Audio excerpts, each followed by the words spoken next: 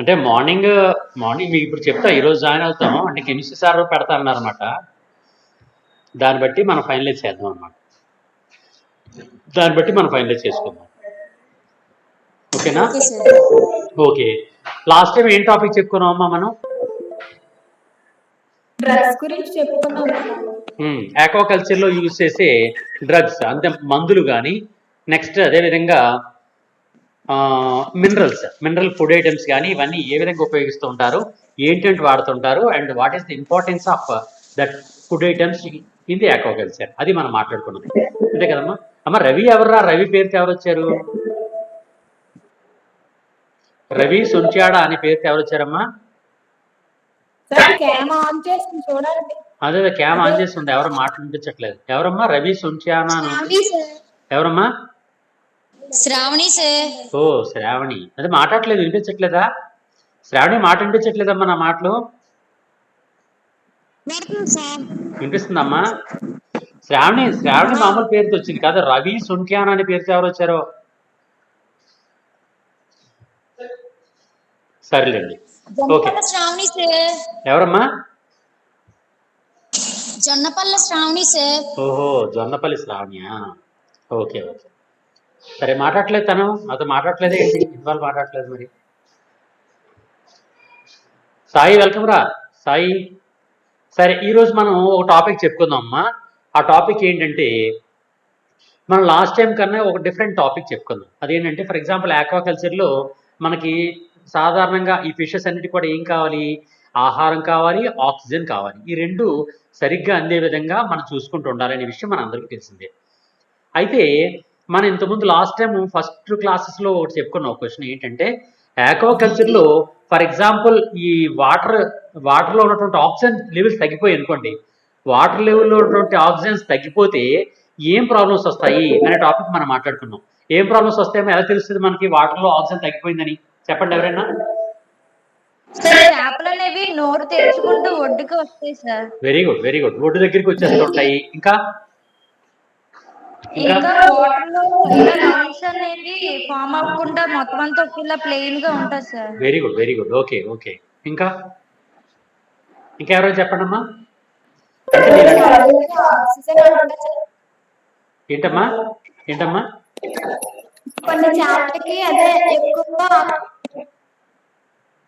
Oxygen అందకపోవడం వల్ల ఏమవుతుంది? Very good. అవును, ఎక్కువ కాలం పాటు ఆక్సిజన్ డెఫిషియన్సీ కానీ ఉంది అంటే తప్పనిసరిగా ఆ చేపలు కూడా చనిపోయేటువంటి అవకాశం కూడా ఎక్కువగా ఉంటుంది అనమాట. ఇంకా ఏ విధమైనటువంటి మార్పులు కనిపిస్తుంటాయి? సాధారణంగా ఇంకో పాయింట్ ఒకటి చెప్పాను, ఏంటి? ఆ వాటర్ కలర్ మారిపోతుంటుందని చెప్పాను. వాటర్ కలర్ కూడా మనకి చేంజ్ వచ్చేస్తుంటుంది. వాటర్ కలర్ మారిపోతుంటుంది. ఏ విధంగా మారిపోతుంటుంది? అప్పుడు దాకా ఆకుపచ్చగా కనిపిస్తుంటుంది, దూరం నుంచి చూస్తే చెరువులో ఉన్న వాటర్ ఆకుపచ్చగా కనిపిస్తుంటుంది. కానీ ఎప్పుడైతే మనం ఈ వాటర్ ఆక్సిజన్ లెవెల్ తగ్గిపోయిందో వెంటనే మనకి ఆ వాటర్ అనేది బ్రౌన్ కలర్లో మారిపోతుంటుంది. దానికి కారణం కూడా చెప్పాను, గుర్తుందండి ఎవరికైనా? ఆక్సిజన్ డెఫిషియన్సీ వచ్చినప్పుడు చేపల చెరువులో ఉన్నటువంటి నీటిలో ఆక్సిజన్ డెఫిషియన్సీ ఎప్పుడైతే వచ్చిందో వెంటనే ఆకుపచ్చగా ఉన్నటువంటి నీరు అనేది ఆకుపచ్చ కనిపించకుండా బ్రౌన్ కలర్లో మారిపోద్ది. దానికి కారణం ఏంటి? ఇందుకు చెప్పాను ఒకసారి, ఎవరైనా చెప్పగలరా? దానికి కారణం నేను చెప్పేస్తానండి.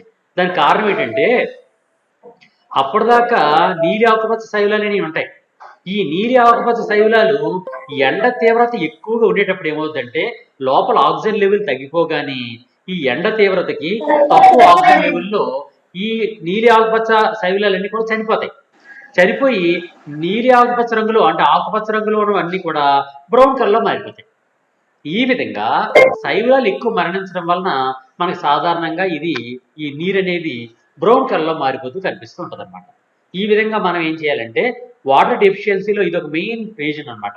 అంటే మనకు కనిపించే దానిలో మెయిన్ రీజన్లో ఇది ఒకటి. ఏంటది? నీటి యొక్క రంగు అనేది మారిపోవడం కూడా ఒక రకమైనటువంటి ఇండికేషన్ అనమాట. అయితే ఈ విధంగా ఆక్సిజన్ లెవెల్ మారిపోతుంది అంటే మనం వెంటనే ఏం చేయొచ్చు అంటే ఒక రకమైనటువంటి మెథడ్ కూడా ఉంటుంది. అదేంటి అంటే ఒక మెథడ్ ప్రకారం మనం ఈ వాటర్లో ఉన్నటువంటి ఆక్సిజన్ లెవెల్ని మనం గుర్తించగలుగుతూ ఉంటాం అనమాట. ఆక్సిజన్ లెవెల్ ఏ విధంగా ఇందులో ఆక్సిజన్ లెవెల్ ఉంది, మన ఆక్సిజన్ లెవెల్ అనేది ఏ విధంగా ఉంది అనే దాన్ని కూడా మనం గుర్తించగలిగి ఉంటూ ఉంటాం అనమాట. ఆ గుర్తించగలిగి ఉండే దానిలో ఒక పద్ధతిని ఈరోజు మనం నేర్చుకుందాం. అంటే వాటర్లో ఉన్నటువంటి ఆక్సిజన్ లెవెల్ అనేది ఏ విధంగా గుర్తించవచ్చు. ఫర్ ఎగ్జాంపుల్ నీళ్ళు ఉంటాయమ్మా, ఇంకా పక్కనే ఇంకొక ఆక్సిజన్ లేనటువంటి నీరు ఉంటుందమ్మా, దాన్ని ఎలా గుర్తిస్తాం మనం? రెండింటికి మధ్య ఉన్నటువంటి తేడా మనం గుర్తించలేం. ఆ గుర్తించే విధానం ఒకటి ఉంది. ఆ విధానం ఏంటో ఇప్పుడు ఒకసారి చూద్దాం. ఆ పద్ధతిని ఏమంటారంటే వింక్లర్స్ మెథడ్ అంటారు. వింక్లర్స్ పద్ధతి మీరు కెమిస్ట్రీలో చదివి ఉంటారేమో. చదివారమ్మా కెమిస్ట్రీలో వింక్లర్స్ మెథడ్ గురించి? కెమిస్ట్రీలో ఆక్సిజన్ లెవెల్స్ నిర్ధారించేటటువంటి వింక్లర్స్ పద్ధతి గురించి ఏమైనా చెప్పారా? చెప్పలేదా? పోన్లేండి. మనం చెప్పుకుందాం. అదేంటంటే వింక్లర్స్ మెథడ్ ప్రకారం మనకి క్వశ్చన్ ఏంటంటే వింక్లర్స్ పద్ధతి ప్రకారం ఆక్సిజన్ యొక్క నీటిలో ఉన్నటువంటి ఆక్సిజన్ నిర్ధారణ గురించి వివరించండి అంటాడు. లేకపోతే వింక్లర్స్ పద్ధతి ప్రకారం చెరువులోని నీటిలో ఉన్నటువంటి ఆక్సిజన్ స్థాయిని ఏ విధంగా గుర్తించవచ్చు అంటాడు. లేదా చెరువులో ఉండే నీటి యొక్క సామర్థ్యాన్ని గుర్తించడానికి లేదా నీటి యొక్క ఆక్సిజన్ స్థాయిని గుర్తించడానికి ఏ పద్ధతిని వాడవచ్చు అంటాడు. ఇవన్నిటికి కూడా వింక్లర్స్ మెథడ్ అనేది ఒక పద్ధతి అనమాట. ఆ పద్ధతి ఎలా ఉంటుందో ఒకసారి మనం చూద్దాం. ఆ పద్ధతి మనం ఏం చేద్దామంటే ఫస్ట్ ఆ పద్ధతిలో మొట్టమొదటి బేసిక్ కాన్సెప్ట్ ఏంటో ఒకసారి చూద్దాం. ఎవరు వచ్చారమ్మా? ఓకే, సరే. ఈ విధంగా దానిలో బేసిక్ కాన్సెప్ట్ ఏంటి అని చూసిన తర్వాత అప్పుడు దానిలోకి వెళ్దాం. సాధారణంగా మనందరికీ కూడా ఓ పాయింట్ తెలుసు. మనం చిన్నప్పుడు ఇంటర్మీడియట్లో కూడా ఒక ఎక్స్పెరిమెంట్ చేసి ఉంటాం. ఎలా? వాటర్లో ఉన్నటువంటి ఐడిన్, ఫర్ ఎగ్జాంపుల్ మనకు చూడండి, మన బాటనీలో ఒక ఎక్స్పెరిమెంట్ ఉంటుంది. అదేంటంటే పత్రంలో ఉన్నటువంటి పిండి పదార్థాన్ని గుర్తించుట అని ఒక ప్రయోగం ఉంటుంది. మీకు 10th క్లాస్లో ఉంటుంది. చదివారమ్మా మీరు 10th క్లాస్? పత్రంలో ఉన్నటువంటి పత్రంలోని పిండి పదార్థం యొక్క స్థాయిని గుర్తించుము అని ఒక ప్రయోగం ఉంటుంది. ఎలా చేస్తాం చెప్పండి? అప్పుడు పత్రంలో ఉండే పిండి పదార్థం ఎలా గుర్తిస్తాం చెప్పండి అమ్మా? పత్రంలో ఉన్నటువంటి పిండి పదార్థాన్ని ఎలా గుర్తించాం అప్పట్లో? మీరు 10th క్లాస్ లో గుర్తుండి ఉంటది, గుర్తులేదా? ఒక ఆకుని తీసుకొని వెళ్ళి దాన్ని ఆక్సిజన్ ముందు కట్టేసి తర్వాత ఆకుని మళ్ళీ తీసుకొచ్చిన తర్వాత కవర్తో ప్యాక్ చేసిన తర్వాత దాని మీద అయోడిన్ వేస్తారు సార్, ఒక చిన్న డ్రాప్. అప్పుడు అది గ్రీన్ కలర్ నుండి బ్లాక్ కలర్ లో అయిపోతుంది sir. Very good, very good. అది కరెక్ట్. బ్లూ కలర్ లో బాగా మారిపోతుంది సార్. అవునమ్మా, అవునమ్మా, very good, correct, correct procedure. అది ఒక బియ్యం గింజలో పిండి పదార్థం ఉందని నిరూపించడానికి కూడా సేమ్ అలాగే చేస్తారు సార్ బియ్యం మీద. అంతేనమ్మా, కరెక్ట్ అమ్మా. అంటే పిండి పదార్థాన్ని గుర్తించాలి అంటే ఫర్ ఎగ్జాంపుల్ మీకు ఇంటర్మీడియట్ లో ఇచ్చినటువంటి ద్రావణంలో పిండి పదార్థాన్ని గుర్తించుము అని ఒక ఎక్స్పెరిమెంట్ ఇస్తారు మీకు. దానిలో ఏం చేస్తాడు? ఏబిసిడి అని 4 ద్రావణాలు ఇస్తారు. 4 కూడా వాటర్ లాగా కనిపిస్తాయి మనకి. దానిలో పిండి వేసినట్టు కనపడతాం. కొద్దిగా పిండి పదార్థం వేస్తారనమాట. అందువల్ల వాటర్ లాగా మామూలు ట్రాన్స్పరెంట్ గా వాటర్ లాగా కనిపిస్తాయి 4. ఇప్పుడు దీనిలో ఏం చేయాలి? 4 కూడా ఏది దాన్ని తీసుకొని దానిలోకి కొంత ఐడిన్ చుక్కలు వేయాలి. ఐడిన్ చుక్కలు ఎప్పుడైతే వేసామో అందులో ఎటువంటి మార్పు రాలేదనుకోండి, అందులో పిండి పదార్థం లేదు. మళ్ళీ బి తీసుకుంటాం. బిని తీసుకొని దానిలో ఐడిన్ చుక్కలు వేస్తాం. దానిలో మార్పు రాకపోతే దానిలో కూడా ఐడిన్ లేదు, పిండి పదార్థం లేదు. ఇలా ఎందులో అయితే పిండి పదార్థం ఉందో అందులో ఏమవుతుందంటే ఇప్పుడు తను చెప్పింది కదా, కొండాజీ చెప్పింది కదా, అలా నీలం రంగులో మారిపోతుంది, డార్క్ బ్లూ కలర్ మారిపోతుంది అనమాట. Dark blue colour. ఆ డార్క్ బ్లూ కలర్ ఎప్పుడు వస్తుంది అంటే అందులో పిండి పదార్థం ఉంటే ఆ పిండి పదార్థంతో ఐడిన్ అనేది రియాక్ట్ కావడం వలన ఆ బ్లూ కలర్ అనేది వస్తూ ఉంటుంది అనమాట. అందువలన మన పిండి పదార్థం పరీక్ష చేయాలనుకుంటే ఐడిన్తో టెస్ట్ చేయొచ్చు, లేదా ఐడిన్తో పరీక్ష చేయాలనుకుంటే పిండి పదార్థం వేసినా సరే అది బ్లూ కలర్ మారిపోతుంది. ఈ విధంగా ఒక ప్రయోగం మనం చిన్నప్పుడు నేర్చుకున్నాం. ఆ ప్రయోగం పేరే పిండి పదార్థం పరీక్ష అనే ప్రయోగం చేసుకున్నాం. ఇదే ప్రయోగాన్ని ఇప్పుడు కూడా మనం చేయాలన్నమాట. ఎలా చేయాలి అంటే ఫర్ ఎగ్జాంపుల్ మనం ఏమనుకుంటున్నాం, ఒక చెరువు తీసుకున్నాం. ఆ చెరువులో ఉన్నటువంటి వాటర్ తీసుకొని ఆ వాటర్లో ఆక్సిజన్ శాతం ఎంత ఉందో గుర్తించాలి. ఇది మన కాన్సెప్ట్, అంతే కదా?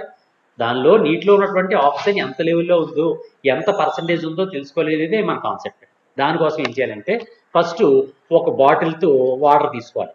వాటర్ తీసుకొని దానిలో మ్యాంగనీస్ సల్ఫేట్ అనే ఒక పదార్థం ఉంటుందమ్మా. మ్యాంగనీస్ సల్ఫేట్ మీకు కెమిస్ట్రీలో ఉంటుంది కదా, మ్యాంగనీస్ సల్ఫేట్ అని. ఆ మ్యాంగనీస్ సల్ఫేట్ మెటీరియల్ని వేయాలన్నమాట. మ్యాంగనీస్ సల్ఫేట్ వేసిన తర్వాత దానిలో పొటాషియం ఐడైడ్ అనే పదార్థం వేయాలి. మ్యాంగనీస్ సల్ఫైడ్, పొటాషియం ఐడైడ్ ఈ 2 పదార్థాలు ఎప్పుడైతే కలిపామో వాటర్లో ఉన్నటువంటి ఆక్సిజన్ ఉంది కదా, ఆ ఆక్సిజన్ అనేది ఐడిన్తో రియాక్ట్ అయ్యి ఐడిన్ ఒక్కటే విడుదలైపోతూ ఉంటుంది. పొటాషియం ఉంది కదా, పొటాషియంతో ఆక్సిజన్ కలుస్తుందమ్మా. పొటాషియంతో ఆక్సిజన్ కలవడం వలన మీకు ఇంకొక ఎక్స్పెరిమెంట్ కూడా ఉంటుంది మనకి 10th క్లాస్లో. ఫర్ ఎగ్జాంపుల్ మన కిరణీయ సంయోక్రియలో కిరణ్యం సేకరణ జరుగుతున్నప్పుడు సార్ వాయిస్ కట్ అవుతుంది సార్. ఏటమ్మా సార్ వాయిస్ కట్ అవుతుందండి. నాకు నెట్వర్క్ బాగానే ఉందమ్మా, నెట్ బాగానే ఉంది. ఓకే, ఇప్పుడు బాగా వినిపిస్తుందమ్మా. ఇప్పుడు వినిపిస్తుంది సార్. వినిపిస్తుందా? ఓకే, సరే. మనకి ఇంకో ప్రయోగం ఉందమ్మా. అదేంటంటే ఒక పత్రం ద్వారా అంటే కిరణ్యం సేకరణలో ఆక్సిజన్ విడుదలవుతుంది అనే ప్రయోగం ఒకటి ఉంటుంది. ఆ ఆక్సిజన్ ప్రయోగం కూడా మీరు 10th క్లాస్లో చదివి ఉంటారు. ఎలా చేస్తారు? దానిలో ఒక పొడవైన గొట్టం తీసుకుంటారు. ఆ గొట్టంలో ఒక మొక్క యొక్క ఆకుని సగం భాగం పెడతారు. దానిలో కిరణ్యం సేకరణ జరుపుతారు. దాని లోపల KOH ద్రావణం వేస్తారు.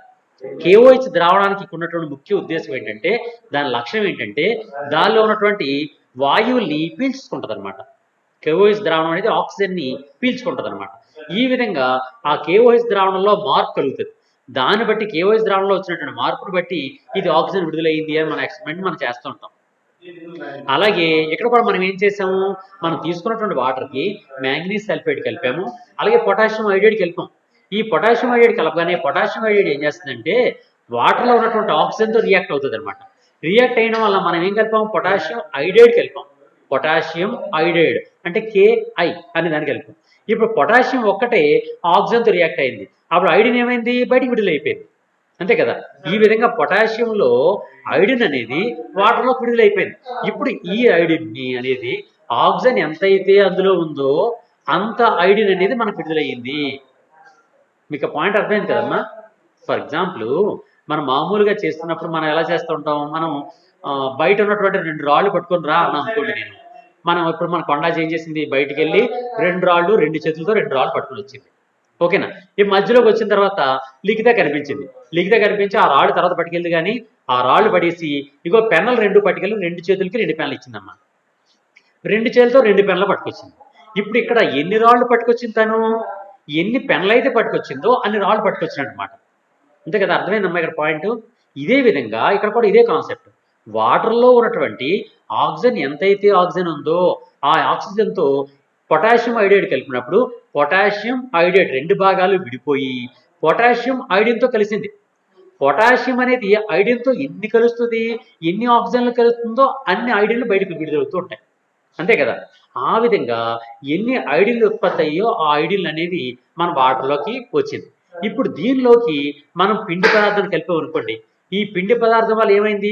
ఐడిన్ పిండి పదార్థం కలిస్తే బ్లూ కలర్లో మారుతుంది అనే విషయం మన అందరికీ తెలిసిందే. చాలా సింపుల్ ఎక్స్పెరిమెంట్.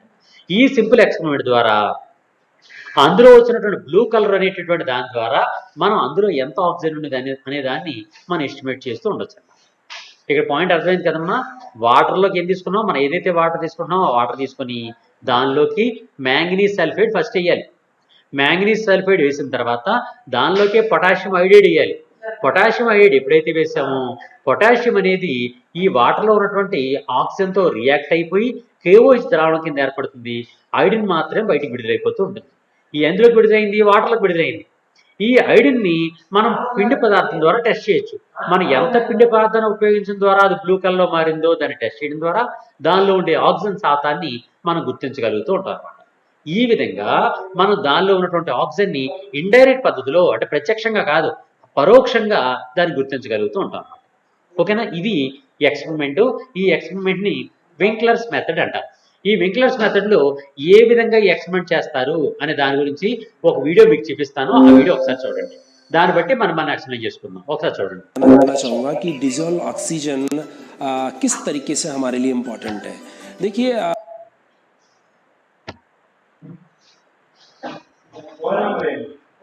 डाला हुआ है आयोडीन, मतलब हमने इसके अंदर KI डाला.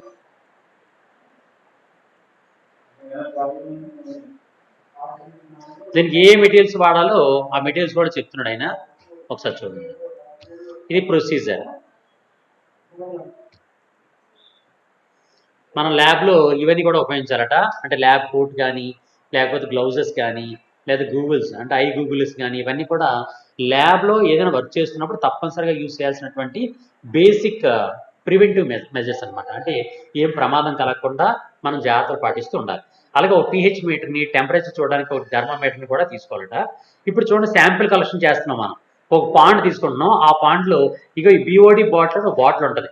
ఈ బాటిల్ అనే దాన్ని తీసుకొని దానిలోకి వాటర్లో ముంచి ఈ బాటిల్ నుంచి మనం వాటర్ కలెక్ట్ చేసుకోవాలి. వాటర్ కలెక్ట్ చేసిన తర్వాత నెక్స్ట్ ఈ గ్లాస్ బీకర్స్ కూడా మనకు యూజ్ అవుతూ ఉంటాయి. గ్లాస్ బీకర్స్ తీసుకోవాలట. మరి ఇది ప్రాక్టికల్లో ఉంటుందమ్మా, ఇది మనకి V2 ప్రాక్టికల్స్లో ఇది ఉంటుంది.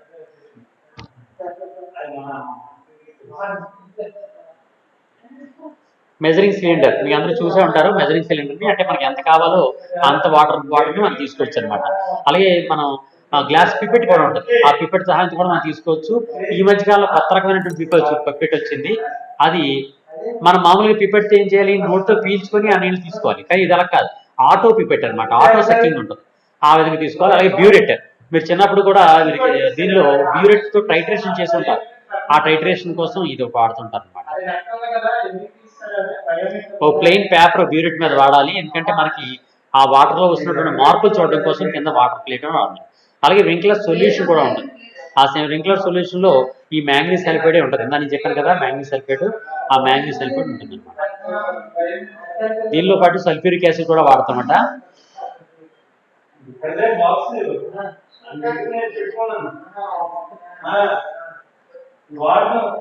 ఇవన్నీ చెప్పిన తర్వాత అప్పుడు ప్రొసీజర్ ఒకసారి చూడండి, ఎలా చేస్తాం అన్నది ప్రొసీజర్ చూడండి.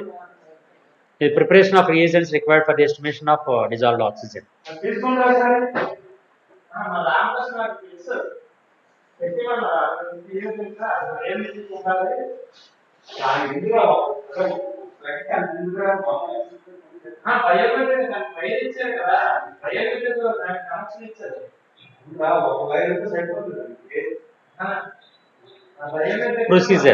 ప్రొసీజర్ చూడండి అమ్మా ఒకసారి. Water collect water sample from the aquatic ecosystem in a large beaker. అంటే ఒక పెద్ద బీకర్లోనికి ఒక వాటర్లో దీనిలో ఉన్నటువంటి వాటర్ని తీసుకోవాలన్నమాట. పొలంలో ఉండే వాటర్ తీసుకోవాలి. అలాగే ఇది చూడండి అమ్మా, దీనిలో మనం ఏం చేస్తారంటే టర్బిడిటీ అంటారు. టర్బిడిటీ కోసం మీరు ఎవరైనా సరే వాటర్ ఫిల్టర్ వాడుతున్నారంటే ఆ వాటర్ ఫిల్టర్ బాగు చేసే వాళ్ళు వస్తారు, దాన్ని ఈ టర్బిడిటీ మిషన్ వాడుతుంటారు అనమాట. అది టర్బిడిటీ తెలుస్తుంటుంది, అంటే దాని చిక్కదనం అనమాట. చిక్కదనం కానీ లేదా pH కానీ టెంపరేచర్ కానీ ఇవన్నీ చూడడం కోసం ఈ మిషన్ని వాడుతుంటారు. చూడండి బిఓడి బాటిల్ ఎలా ఇస్తున్నాడో. టోటల్గా సబ్మిట్ చేస్తున్నాం. సబ్మిట్ చేసి కంప్లీట్గా వాటర్ కలిసినటువంటి వాటర్ని మనం తీసుకుంటాం అనమాట. ఒకే దగ్గర ఒక స్పేస్లో జాగ్రత్త కాకుండా ఇలా కలుస్తున్నటువంటిది, అంటే వాటర్ బబుల్స్ ఎప్పుడైతే వస్తున్నాయో వాటర్ అంతా కలుస్తూ ఉంటుంది. ఆ వాటర్ మనం కలెక్ట్ చేసుకోవాలి, అప్పుడు యావరేజ్ వస్తుంది అనమాట. ఈ విధంగా ఎటువంటి బబుల్స్ లేకుండా చూసుకొని దానిలోనే అంటే చెరువులోనే మూత కూడా బిగించాలి. ఎందుకంటే బయటకు ఎప్పుడైతే తీసామో గాలిలో ఉండే ఆక్సిజన్తో రియాక్ట్ అయ్యే అవకాశం ఉంటుంది. గాలిలో ఉండే ఆక్సిజన్ రియాక్ట్ అవ్వకుండా ఉండడం కోసమని వాటర్ అనేది లోపల పెట్టిన తర్వాత, ఆ బాటిల్ లోపల పెట్టిన తర్వాత వాటర్ కలెక్ట్ అయిపోయిన తర్వాత పూర్తిగా మూత కూడా మూసేయాలి, చెరువులో ఉండగానే నీటిలో ఉండగానే. అంతేగాని బయట తీసామంటే గాలిలో ఉన్నటువంటి ఆక్సిజన్తో అది రియాక్ట్ అయిపోతుంది, కాబట్టి మన రీడింగ్స్ మారిపోతాయి అన్నమాట. రీడింగ్స్ మారిపోకుండా ఆ విధంగా చేయాలి. ఇప్పుడు మనం టెస్ట్ చేయడం కోసం ఓ పిపెట్తో కొద్దిగా వాటర్ని కలెక్ట్ చేసుకుంటాం. 2 ml of Winkler solution by dipping the tip region of the pipette will below the water level. అంటే దానిలో చూడమ్మా వింక్లర్ సొల్యూషన్ వేసాం, అంటే మ్యాంగనీస్ సల్ఫేట్ని వేయడం జరిగింది. Now place the glass stopper and mix the content by inverting the BOD bottle several times as shown below. అంటే ఏంటి, దాన్ని ఇన్వర్ట్ చేయాలి, దాన్ని కలుపుతూ ఉండాలి. ఎందుకు, దానిలో ఉన్నటువంటి కెమికల్ ఇప్పుడు ఏదైతే వేసామో వింక్లర్ రియేజెంట్ అనేది అది పూర్తి కలాలన్నమాట. కిందది పైకి, పైకి కిందది మనం కలుపుతున్నాం. ఇప్పుడు దీన్ని కొంతసేపు వదిలేసిన తర్వాత గ్రాడ్యువల్గా దానిలో అది ట్రాన్స్పరెంట్గా అయిపోతుంది. On going acidity during the 10 to 15 minutes time period. Footage speeding up, అంటే ఫాస్ట్గా అది కింద దిగిపోతుంది, సెడిమెంటేషన్ ఏర్పడుతుంది అనమాట. చూడండి, వింక్లర్ సొల్యూషన్ ఏ అంటే మ్యాంగనీస్ సల్ఫేటు, వింక్లర్ సొల్యూషన్ బి అంటే పొటాషియం హైడ్రాక్సైడ్. ఇలా వేరే రకాలైనటువంటి రియేజెంట్స్ని మనం కలుపుతున్నాం అనమాట. కలిపిన తర్వాత ఏం చేస్తున్నాం ఒకసారి చూడండి.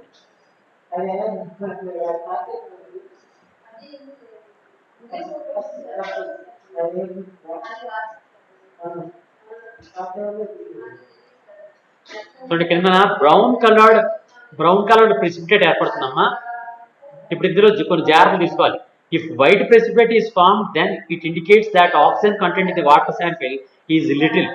ఇది కానీ వైట్గా ఏర్పడింది అనుకోండి, అందులో ఆక్సిజన్ సరిగా లేదు అని అన్నమాట. అలాగే లైట్ బ్రౌన్ కలర్ ఏర్పడింది అనుకోండి, అందులో ఆక్సిజన్ తక్కువ ఉంది అని అర్థం. If light brown precipitate is formed, then it indicates that oxygen content in the water sample is low. అంటే తక్కువ వాటర్ శాంపిల్, తక్కువ ఆక్సిజన్ మాత్రమే ఉంది అందులో. ఎలా తెలుస్తుంది మనకి?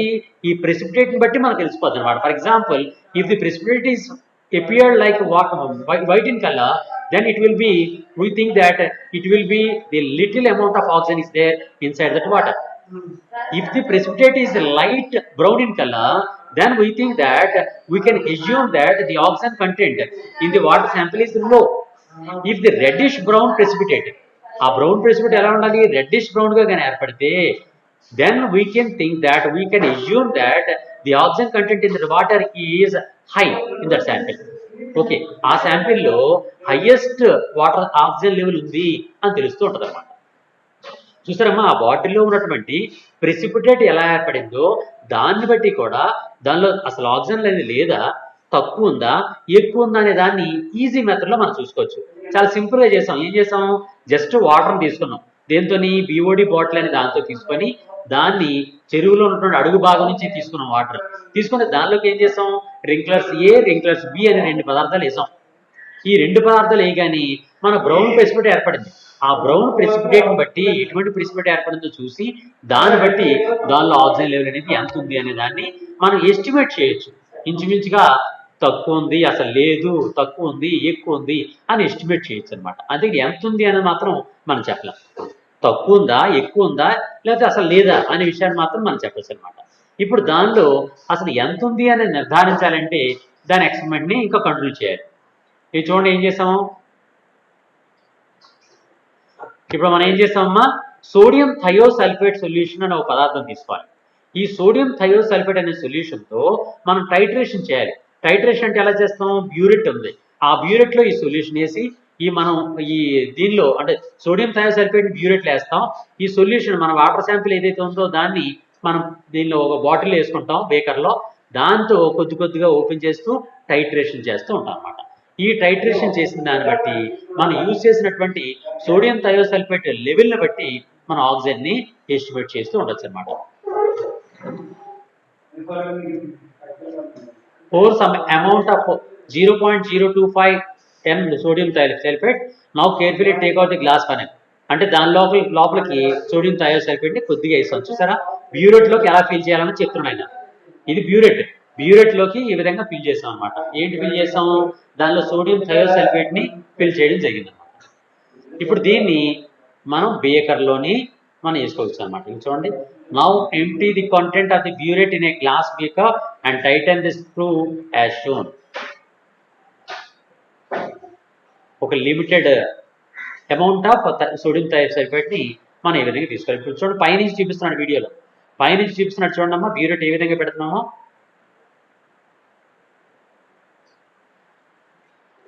ఇప్పుడు దీనిలోకి మళ్ళీ స్మాల్ గ్లాస్ ఫనల్ పెట్టాము.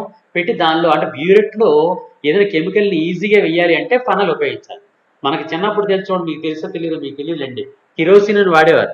ఆ కిరోసిన్కి ఒక బేకర్ ఉండేది, గల్లా. కరెక్ట్. మీకు ఆ పదం తెలుసో లేదని నేను వాడలేదు అంతే. మరి బహుశా మీకు తెలియదేమో అనుకున్నాను గల్లా అంటే. మా చిన్నప్పుడు ఉండేది గల్లా, ఆ గల్లా వాడేవారు. ఇప్పుడు చూడండి, అలాంటిదే మనం దీనిలో ఈ కెమికల్ ఎక్స్పెరిమెంట్ చేస్తున్నప్పుడు బ్యూరెట్లో మనం ఫిల్ చేయాలంటే ఇలాంటిది వాడుతుంటారు అనమాట. దాన్ని మనం ఏమంటామంటే ఫనెల్స్ అంటాం. ఫనెల్స్ మనం మామూలుగా అయితే గల్లా అంటాం కదా, దాన్నే మనం ఫనెల్స్ అంటాం అన్నమాట. చూడండి, ఫనెల్స్తో ఏం చేస్తున్నాం? బ్యూరెట్లో సోడియం థయోసల్ఫేట్ని కొద్ది కొద్దిగా వేసుకున్నాం అనమాట. ఇప్పుడు దీన్ని ఏం చేసామంటే ఇప్పుడు టైట్రేషన్ చేయాలి.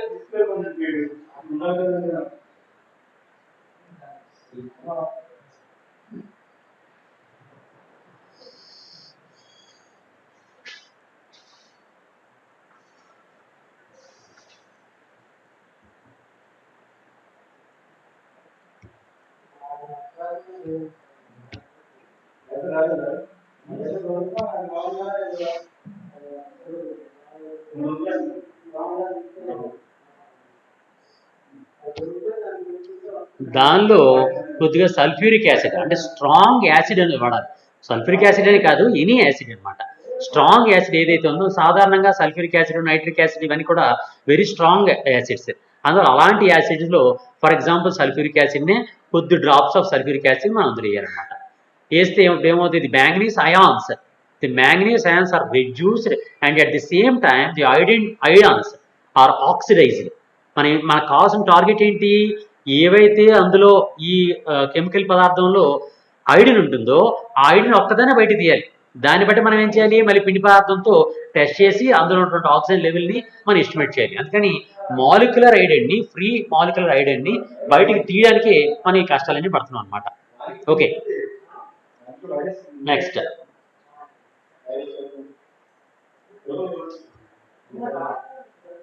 దాన్ని పైకి కిందకి కదుపుతున్నాం. బాగా కదిపితే ఆ విధంగా వచ్చింది.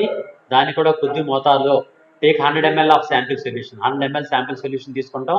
మీరు అందరూ ఆల్రెడీ దీని ప్రాక్టికల్ రికార్డులో రాసే ఉంటారు, ఇదే నేను చెప్తున్నాను అంతే. 100 ml ఆఫ్ శాంపిల్ సొల్యూషన్ తీసుకుంటాం. దాన్నే మళ్ళీ మనం సోడియం థయాసల్ఫేట్లో టైట్రేషన్ చేస్తాం అన్నమాట. ఇక్కడ చూడండి, ఇక్కడ టైట్రేషన్ చేస్తున్నాం. Now place the conical flask at the base of the burette stand, taking care that the nozzle part does not touches the neck region. So నా నాజిల్ పార్ట్ ఉంది కదా, ఆ నాజిల్ పార్ట్ ఇప్పుడు కూడా ఆ కెమికల్ టచ్ అవ్వకూడదు. Touch అయింది అనుకుంటే ఏమవుతుంది, లోపల కెమికల్ ఈ కెమికల్ కలిసిపోతే ఏమవుతుంది, అందులోనే రియాక్ట్ అయిపోతుంది. రియాక్ట్ అయిపోతే మనకు కావాల్సిన బ్లీడింగ్ అనేది పర్ఫెక్ట్గా రాదనమాట. అందులో ఈ విధంగా మనం ఆ టైట్రేషన్ అనేది చేస్తాం. మీరు చూడండి, టైట్రేషన్ చేస్తున్నాం. ఈ టైట్రేషన్ చేయడం ద్వారా చూడండి ఏ కలర్ మారింది చూడమ్మా. మన పిండి పదార్థం కూడా ఆల్రెడీ కలిపాడు. ఇందులో కలపడం వల్ల ఏమైందంటే బ్లూ కలర్లో మారింది అనమాట. బ్లూ కలర్లోకి ఈ విధంగా వచ్చింది.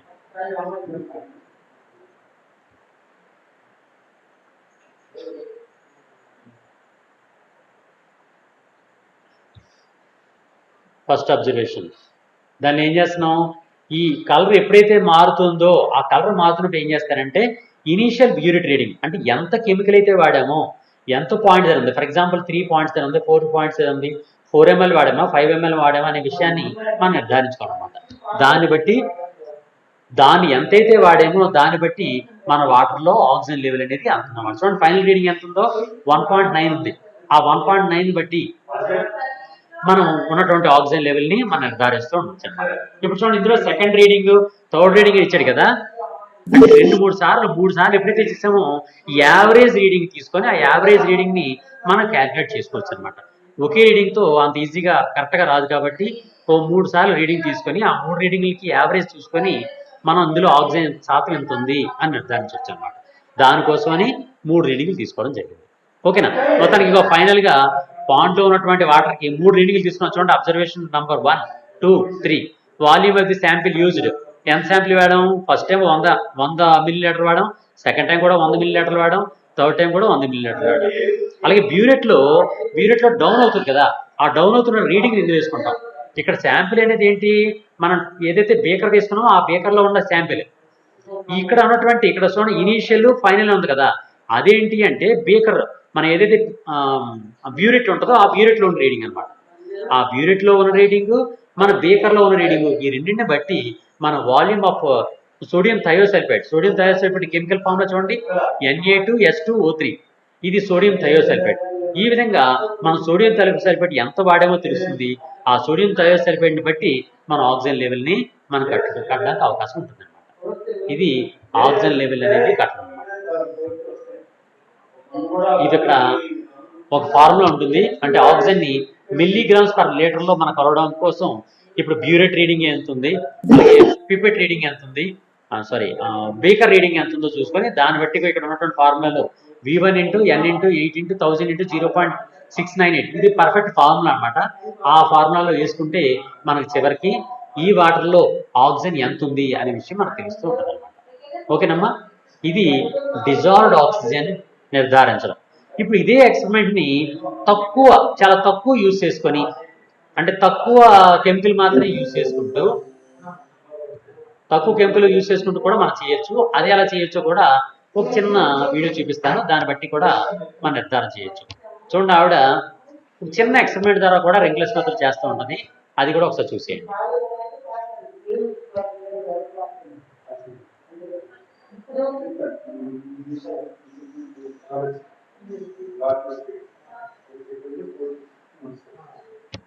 the amount of sodium thiosulfate. ఇప్పుడు మనం చెప్పుకున్న దాన్ని ఇప్పుడు ఆవిడ చూడండి సింపుల్ గా చేస్తుంది అని చూడండి డ్యూరింగ్లర్స్ method. Hi, I'm Candace Berkeley, Development Coordinator for Life Science at Carolina Biological Supply Company. Today I'm going to demonstrate and discuss the process of the Winkler method to test for dissolved oxygen in water samples using Lamott's dissolved oxygen kit. The Winkler method is a technique used to measure the concentration of dissolved oxygen in freshwater environments. Dissolved oxygen content in aquatic systems is critical to the water's ability to support life and is also an indicator of the health of the system. Instead of using a test tablet, this technique allows students to gain hands-on experience fixing samples on site and performing titrations. There are two main parts to the Winkler method protocol. The first is a series of steps designed to fix the amount of oxygen in your sample so that the addition of more oxygen doesn't skew your results. During the second part of the protocol, we will conduct a titration to measure the amount of dissolved oxygen in your original sample. We recommend the use of proper safety equipment during this procedure, including gloves and goggles. If you don't have access to an outside water source, you can always use an aquarium or fish tank that has been previously set up in your lab. Before oxygen fixation, you must fill the DO bottle with a water sample. To do this, tilt the DO bottle to a 45-degree angle and slowly submerge the bottle into the freshwater system. Water should slowly flow into the DO bottle. When almost full, allow the bottle to be completely submerged in the water. Cap the bottle while submerged, ensuring there are no air bubbles in the bottle or cap. If necessary, uncap and gently tilt the bottle to release any trapped air. Carefully remove the bottle from the water, and now you're ready to begin oxygen fixation. The first step in oxygen fixation is the addition of manganese sulfate and alkaline potassium iodide azide to the sample. Uncap the DO bottle and add 8 drops of manganese sulfate and 8 drops of alkaline potassium iodide azide to the bottle. Note that the bottle will overflow as you add additional solutions, so you may wish to keep paper towels on hand. Cap the bottle and mix by inverting the sample. Manganese sulfate and potassium hydroxide react to form manganese hydroxide, which appears as a white precipitate. Allow the precipitate to settle to the shoulder of the bottle before proceeding. Once settled, add 8 drops of sulfuric acid to the bottle. Cap and mix until the precipitate is completely dissolved. Sulfuric acid reacts with the precipitate, manganese hydroxide, to form manganic sulfamate. This product oxidizes the iodide from the alkaline potassium iodide azide solution to free iodine, manganese sulfamate, and potassium sulfamate. The free iodine turns the solution a yellow-gold color. The addition of the sulfuric acid also neutralizes any remaining potassium hydroxide and manganese hydroxide in the solution, preventing it from reacting with any additional oxygen introduced into the sample. This fixes the reaction, and any additional oxygen will not affect the results of the titration. The final step in the Winkler method protocol is the titration of free iodine with sodium thiosulfate. Uncap the DO bottle and use the fixed solution to fill a titration sampling vial to the 20 milliliter line. Fill a titration syringe with 1 milliliter of sodium thiosulfate and insert the syringe into the hole on the sampling vial lid. Add 1 drop of